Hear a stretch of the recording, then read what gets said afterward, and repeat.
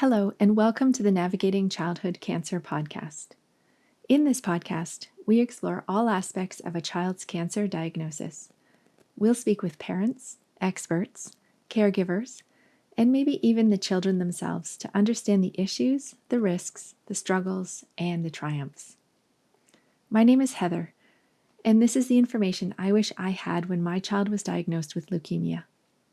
Thank you for being here, and welcome to episode 4. Before we dive into today's topic, I'd like to offer a quick update on a couple of things that I mentioned in previous episode. I'd like to go back and edit the episode, to be honest, but as far as I know, it's not something you can do with podcasts. So instead, I'll give an update here. The first update is something that I forgot to mention when I was talking about what helps. So I believe it was episode 2 where I was talking about things that can help kids that are going through this journey.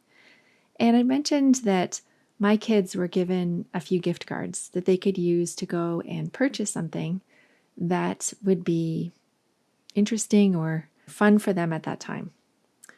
And one of the gift cards that I forgot to mention was a gift card to Sport Chek, which of course is a sporting goods store. So my kids decided together to use those gift cards to buy baseball caps.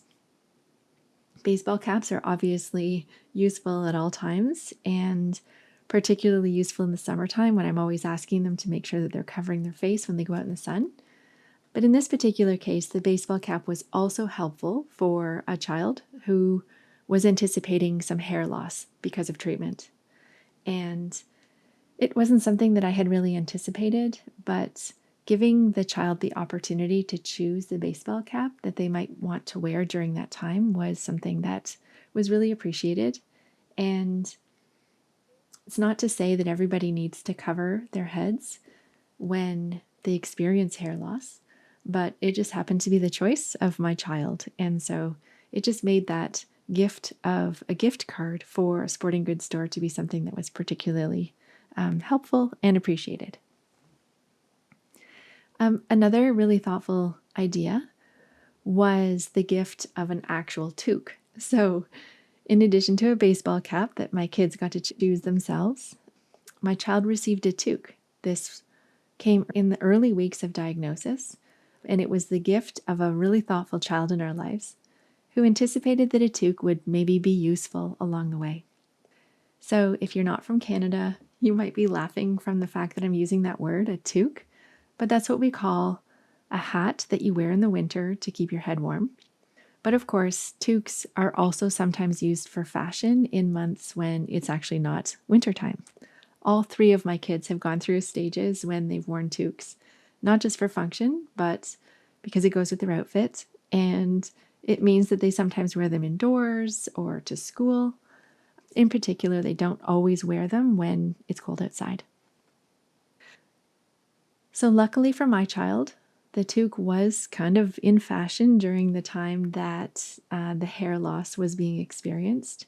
So the gift of the toque was actually very apropos. It was something that lots of kids were wearing at that time, even though it was the height of summer. So it was, again, a really thoughtful idea to either give a child a toque who might be in the verge of going through something like this, or allowing the child to choose the toque for themselves. I feel like we could have a deeper discussion about hair loss in general. It was a pretty big part of our experience, and I have a lot of thoughts about what we went through as well as how we handled it.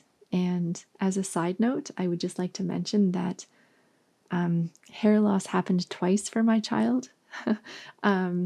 It happened at the beginning of treatment, and then it started to grow back. And then one particularly rough phase of treatment caused the hair to fall out a second time.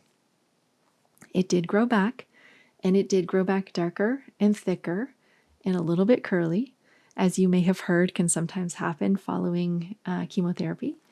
And I'm not going to get too much into the hair loss discussion today. I just wanted to mention that baseball cap and toque idea because I felt like it was kind of a thoughtful idea for somebody who's on this journey. I also look forward to discussing this further with other parents in future episodes when I speak to other families in order to be able to hear the stories of other families and how they handled the loss of hair. Okay, so next I'd like to take a few minutes to tell you about my logo. So this is the green square that features the white podcast microphone that's surrounded by 3 colorful speech bubbles. This is the logo that appears when the podcast is released each week. It helps you to find the podcast in Apple Podcasts or Spotify. It's also the logo that you may see if you follow the podcast on social media. I designed the logo in Canva, which is a website that you can use to create your own logos or layouts for things. And I created it back when the podcast was just an idea. I was thinking about it and I had some thoughts into what I wanted that logo to look like. So I decided to sit down and put some work into it.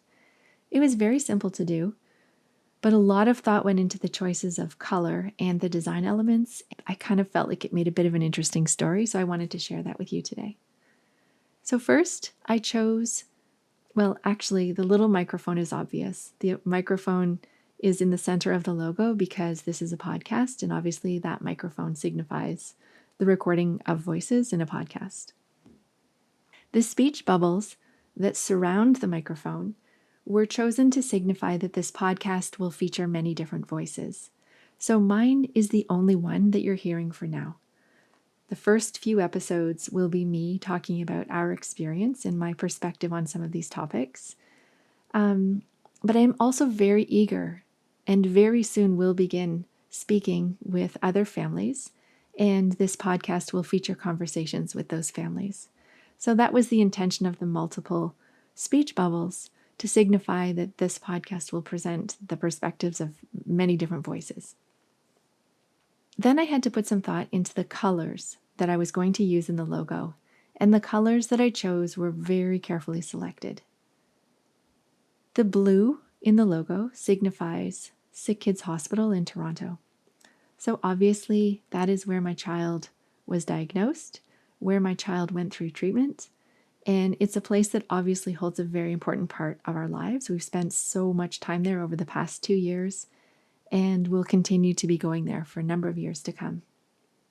The logo of Sick Kids is blue, and I didn't match it perfectly, but it's kind of similar to the blue that I used in this logo.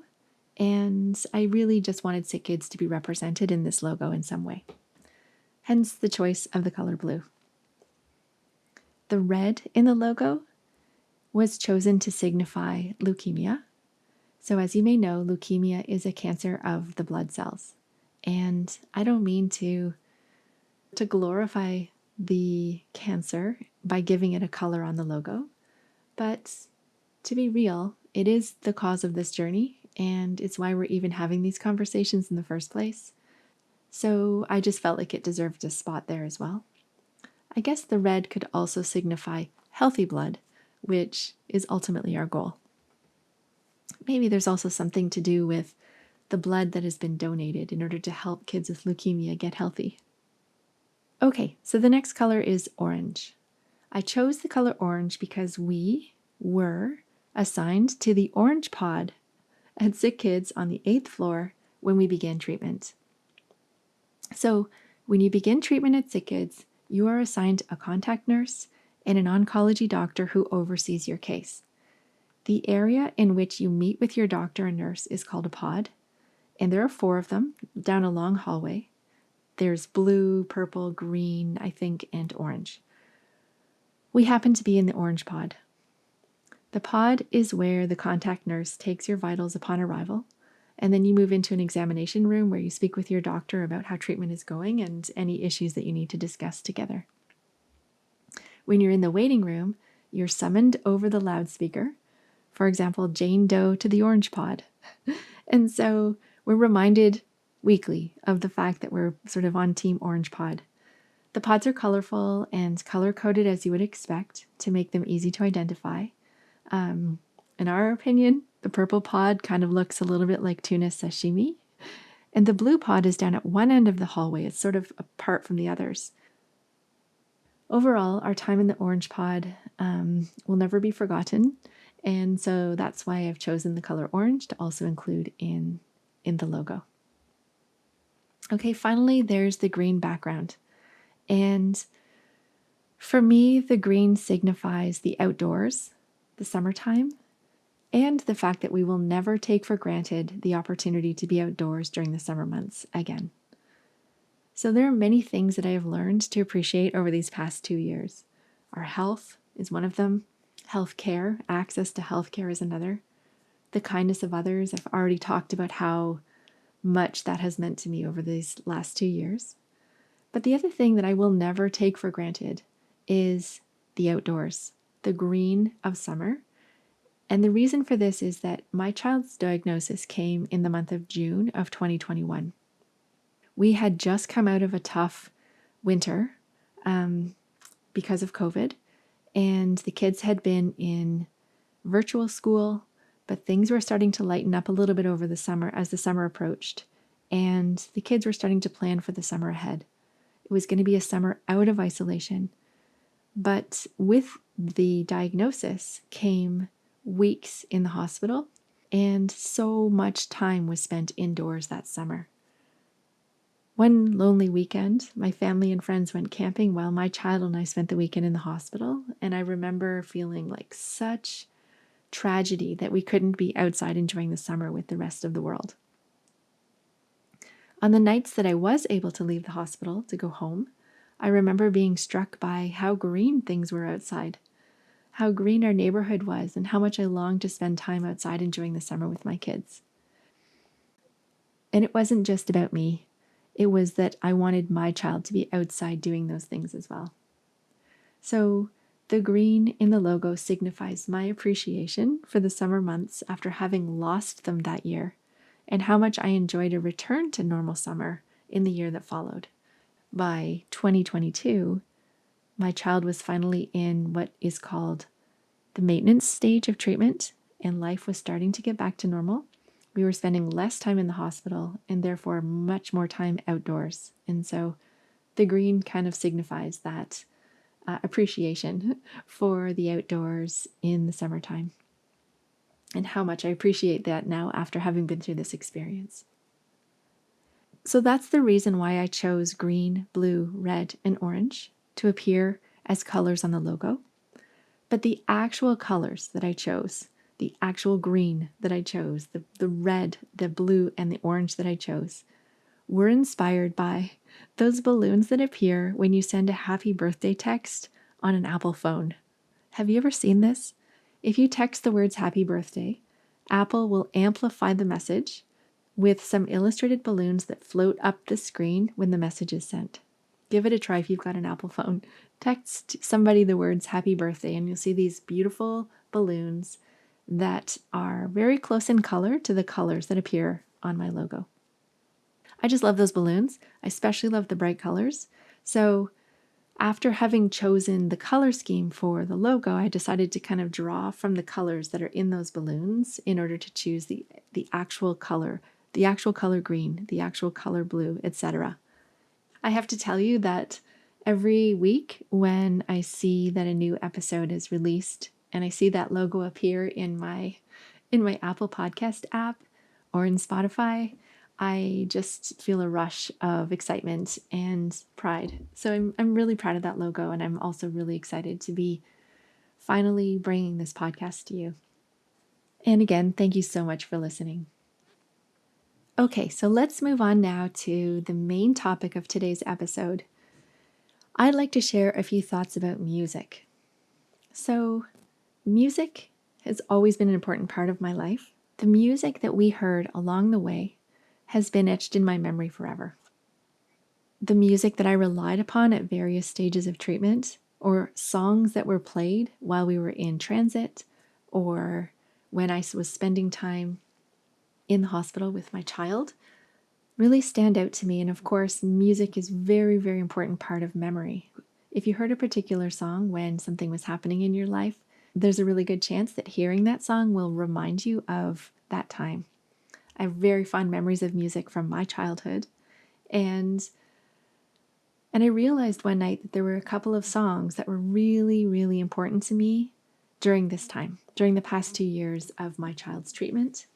And so I thought it would make for an interesting episode. I'd also like to say that I would really love to play clips of this music for you during the episode today, but I don't have rights to all of this music, and I'm quite sure, I haven't looked into it, but I'm quite certain that I probably couldn't afford the rights. So instead of playing the clips during the episode today, I've created a playlist on Spotify. And so I'm going to link to that playlist on the website so you can go there and listen to the songs themselves. You can also search for the Navigating Childhood Cancer playlist on Spotify. This will be a question that I ask families in the future when I'm talking to them for future episodes. And if any other families have music that they'd like to add to this playlist, then I will be adding those songs to the playlist once I learn about them down the road. And I hope that maybe this playlist will one day become a playlist for families who are on this journey. So it's not just going to be the music that I'm talking about today, but I hope that this playlist will continue to grow as I get input from other families. Okay, so you can check that out on the Spotify app. Search up the Navigating Childhood Cancer playlist, or you can also find it by visiting the website. We'll provide a link there too. Okay, so the first song I'd like to acknowledge today is called We Can Do Hard Things, and it is written and performed by Tish Melton. I believe that Brandi Carlile also had a role to play in the creation of this song, but Tish is the one whose name is listed as the singer or performer for this song. So you may or may not be familiar with this song. This is the intro music to a podcast of the same name. It's the We Can Do Hard Things podcast that is hosted by Glennon Doyle. She's a writer, and Abby Wambach, who is a former professional soccer player who played in the US. Now, this podcast was launched in July of 2021, so not long after my child was diagnosed. So that was the time when we were spending a lot of time in the hospital, and I spent lots of time listening to music and listening to podcasts. So this is a podcast that I first started listening to at that time. So I liked the song when I first started hearing the podcast, and even though at the beginning of the podcast you only hear a little bit of the song, the lyrics really spoke to me in those early days, and it gave me comfort and it gave me hope.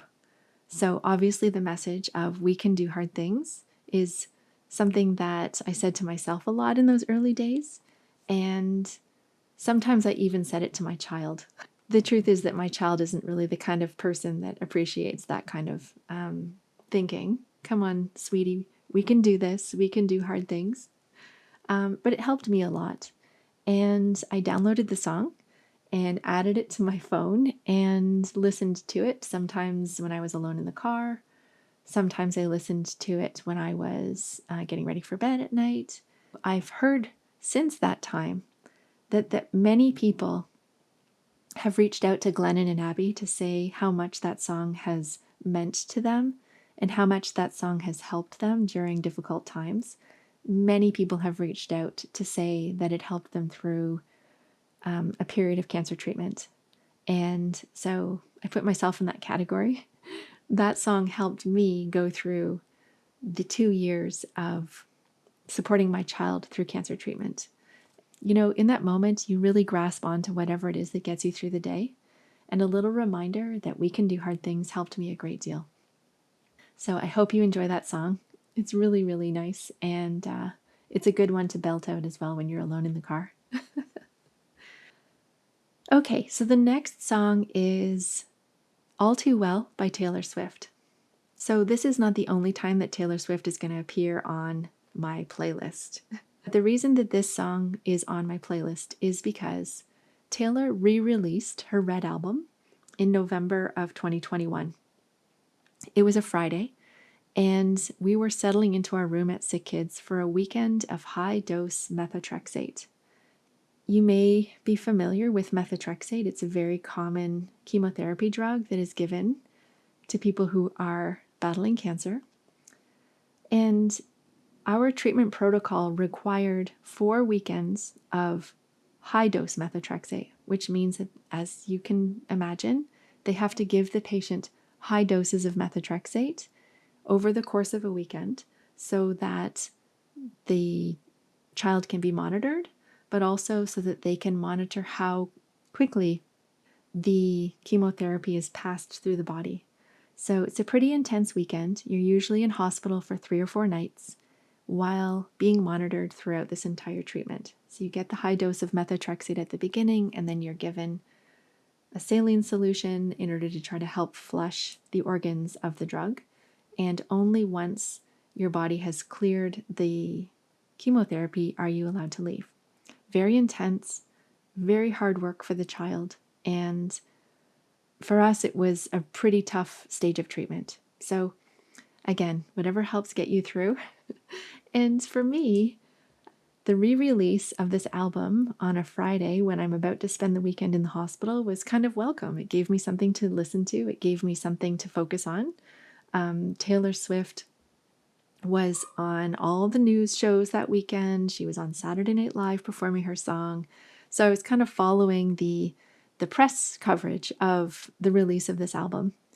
And the album also included a 10-minute remake of the song All Too Well, which is a song that I've always loved. I love to sing that song in the car. And so the 10-minute version was really like a gift almost. It actually, I believe that Taylor has described it as a gift to her fans because people love that song so much. And I believe she's always said that the song was actually meant to be more than just a 3-minute version. So she finally re-released the album, and with it came this 10-minute version of this song, which I'm happy to have a 10-minute version because I loved the 3-minute version. I listened to that album in my AirPods that entire weekend, including my trips downstairs to get coffee or snacks for my kid. And it was really nice diversion watching Taylor all over social media and the talk show circuit, etc. By the time we left the hospital that weekend, I knew all the words to the 10-minute version of that song. And I understand that lots of Taylor Swift fans, learned the song really, really quickly after the release that weekend. So I just have a really fond memory of getting to listen to that song during one of those tough stages. And so, anyhow, that was just one of the songs that when I hear it now, I think back of that time together, and also of how helpful that song was to help us get through that weekend. The next song that is really poignant to me is Here Comes the Sun by the Beatles. I'm just going to preface this by saying that I was not raised on the Beatles. My parents listened to the Beatles sometimes, but I really didn't know the Beatles that well growing up. One day at hospital, in the beginning of February, we entered into Cujo's room for a treatment. Now, Cujo's room is the treatment room where they perform lumbar punctures on patients in sick kids. Lumbar punctures are pretty common, or at least were a common part of my child's treatment protocol. And so we would need to enter the room where the team would be waiting, prepared to perform this treatment. So one day we were getting ready for the lumbar puncture to begin, and we entered the room, and music was playing in the room this day. It's not always playing. Sometimes music is playing, but this particular day, the Beatles was playing. And as my child was climbing up onto the stretcher, the anesthesiologist asked my child if we liked the Beatles. My child, who really had had no education about the Beatles at that point, shrugged, and everyone in the room at that moment looked at me as though shocked to say, "What? How can your child not know about the Beatles?" So I also shrugged and felt a little bit sheepish about the fact that, oh gosh, I'm also not a big Beatles fan. I think I must do a little bit more to learn about them myself and also teach my child, because I do acknowledge that the Beatles are really, really important band. And I don't know if I'll go so far as to say the greatest of all time, but I know lots of people feel that way. I'm not going to get into that debate, but I did acknowledge that I kind of fell down on the job of parenting because my children were not familiar with the Beatles. Anyhow, the treatment proceeded, and my child spent some time recovering, and later that day, on our way home from the hospital, I decided maybe we better listen to the Beatles in the car. So I turned on my phone and I put on the Beatles playlist, and Here Comes the Sun was the first song to play. I think I mentioned that this was in February. The weather was cold. It had been a long, cold, dark winter. And my child was going through yet another difficult stage of treatment. We had been on this journey for about 9 months by this point, and we were starting to get tired and worn down and truly ready for all of this to be over. So when this song started to play, it was just the reminder that I needed in that moment that spring is coming, that maintenance is coming, and that one day this will all be over and the sun will shine again. I posted something to that effect on social media at that time, and I got a lot of comments from people about how important that song was for them, that their dad had loved that song, that Here Comes the Sun is the message that we all kind of needed to hear on that gloomy February day. And I'm very proud to say that I've spent a lot of time listening to the Beatles since then. I really enjoyed the Get Back documentary. And I've become a fan. So I now have a Beatles playlist on my phone. I have a lot of songs by the Beatles that I love. And I'm really grateful that the doctor in Cujo's room that day decided to introduce us to it. So that song got me through that day. And I will forever think about that every time I hear that song play. Okay, so some mornings on our drive to the hospital, I felt energized and sometimes felt like I was ready to tackle anything. So I acknowledge I am not the patient in this scenario. I am the parent who is trying to be supportive of the child that's going through this tough experience. My child didn't always share my enthusiasm, but was never opposed to me turning on some music to pump us up for the day ahead, as I will often do. So sometimes it's on the way to the hospital, sometimes it's on the way to my kids' sports practices or games. Sometimes I'll play the music on my way to do something fun, like visit our family. So some of the songs that I would play in order to kind of get us into the mood to face the difficult day that we had ahead were upbeat, fun songs that you kind of want to sing along to. And the first one is Don't Stop Me Now by Queen. And if you know this song, it's pretty fun. It's pretty great. It's really popular at karaoke. And you can't finish listening to that song without feeling pretty upbeat and happy. Another one of my go-to pump-up songs is called The Middle by Jimmy Eat World. And this song came out, more than 20 years ago. And it spoke to me then. And I sometimes still put it on when I need a reminder that everything's going to be okay. I really love that song. And another song that we listened to was Bat Out of Hell by Meatloaf. Okay, so also a really old song. But Meatloaf passed away at one point. I believe it was early 2022. And of course, when something like a celebrity like that passes away, it prompts me to go back and listen to the music from that celebrity that I used to enjoy. And I really felt energized by that song, Bat Out of Hell. And I was also surprised about the fact that I knew so many of the words, because I haven't heard that song since I was, 12 years old. So those were some of the songs that I used to play. My child didn't always share my enthusiasm, but he never really minded my choice of music. Sometimes I had to turn the volume down when we got off the highway and pulled up to other cars on University Ave in order to ensure that we are not making a big scene.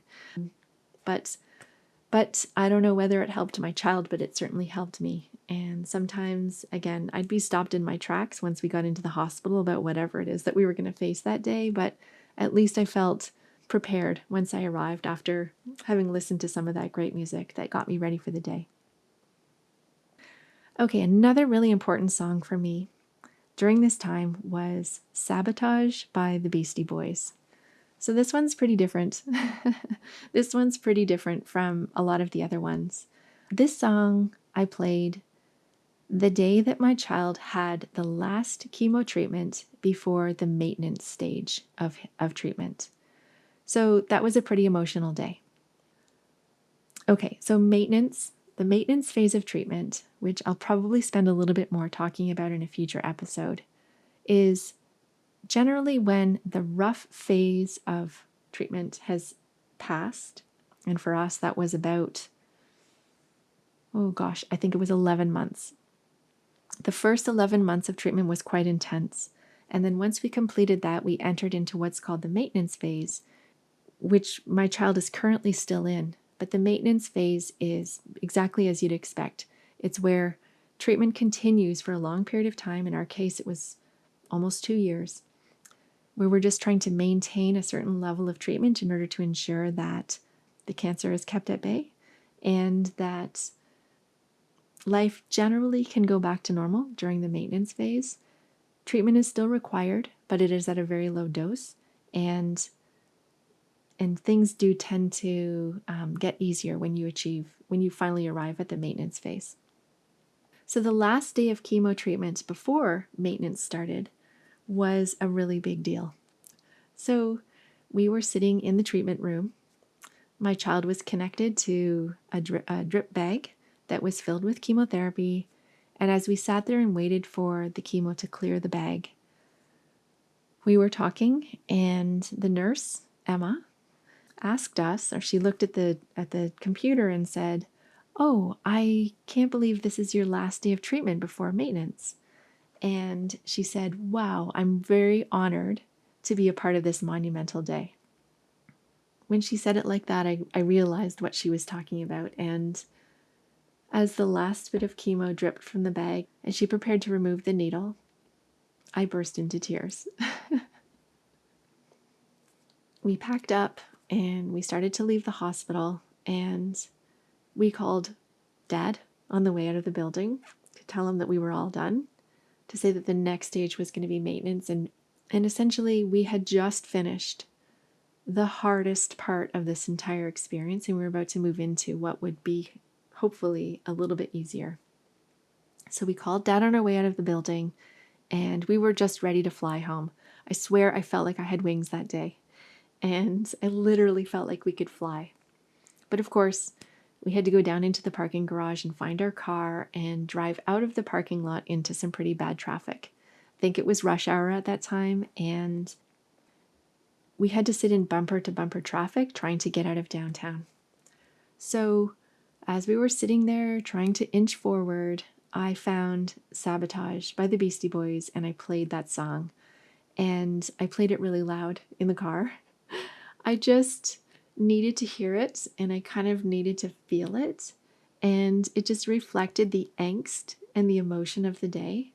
And not just the fact that my child had just finished this difficult phase of treatment, but also that we were about ready to move to the next stage, and we wanted to run, but we couldn't run. We were stuck in traffic. And so this song just, I don't know, it just hit home that day. And I don't know about you, if you have a song that you like to play sometimes when you're feeling a certain way, but that's one of mine. And I don't know if I'm describing it well or if I'm articulating exactly what I'm trying to say here, but put on that song and tell me how you feel, and see if you can relate to what that song must have meant to me that day. So back to Taylor Swift for a second, and I'm quite certain that you never expected to see Taylor Swift and the Beastie Boys on the same playlist. But I'm just going to return to Taylor for a second, because I mentioned in a previous episode that we were invited out one night by some friends and ended up singing karaoke, which ended up being such a great way for me to spend an evening, because I was able to sing my heart out and just let go of the stress for a few hours and just really enjoyed myself. Because I was in a small group and was with close friends, I was able to request to sing the 10-minute version of All Too Well. As you can imagine, when you're singing karaoke, It's kind of obnoxious to choose a song that's 10 minutes long because everybody gets a chance. And sometimes when somebody's singing a really long song, it means everybody else has to wait. But again, I was with a group of people that was willing to indulge me. And so I was able to do my best to sing the 10-minute version of All Too Well. My partner, Axel, sang it along with me, and we just had a great time just belting out that song. There was some catharsis there, and it was kind of a full circle moment because that song came out early in our journey, and then once we reached the maintenance phase, I was able to get out and enjoy a fun night with friends and belt out that song into my karaoke microphone. So that was really fun for me, and again, really therapeutic. Those are the songs that I can think of. I asked my child if there were any songs that I should add to today's list, and the answer was no. So I would love to add some additional songs, but that's my experience to date. As I mentioned, I really look forward to the input from other families about the songs that helped them along their journey. And I will be adding those songs to the playlist once I hear from other families. If you have any songs, I certainly welcome hearing from you. And I encourage you to visit me on social media, or you can email me at nccpod@gmail.com if you have a song that you'd like to add to this playlist. And I also look forward to hearing some more diverse music. So obviously these are songs that are part of my experience, but it's not a very eclectic collection of music. So I look forward to adding some more interesting and probably emotional songs to this playlist. And I look forward to hearing from anyone that chooses to reach out. So thank you so much for joining us today. If you'd like to learn more, as always, you can find us online at navigatingchildhoodcancer.com and on social media at NCC Podcast. If you and your family are on this journey, I am so sorry. I hope that you'll stay and listen and that you find something valuable here. If you'd like to share your perspective, please reach out. If you know someone whose child is living through a cancer diagnosis, I also invite you to stick around and to share this podcast with your community. Because as I say, truly, we can only get through this together.